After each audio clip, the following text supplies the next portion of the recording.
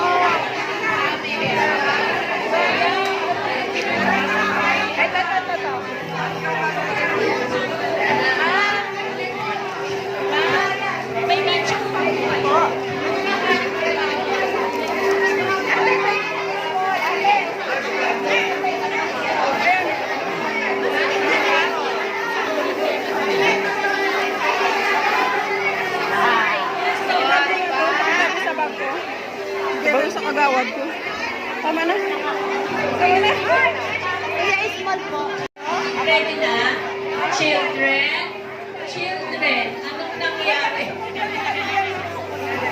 Ang aming mga children. Anong nangyari? Ang binibidyo ko. Children, bakit mga sexy kayo? Meron ni small. Small lang. Wala nga eh. Small na. Oh, yun na yun. Ano? Hello? Hi! Bakit mga sexy kayo ngayon? Pongka na pongka. Lahat meron na? Pongka na pongka.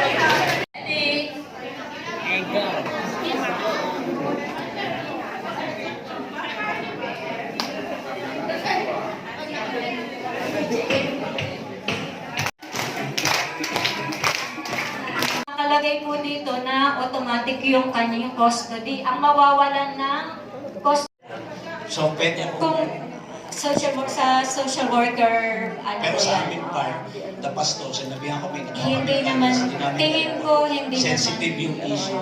Pero Pero sana, kung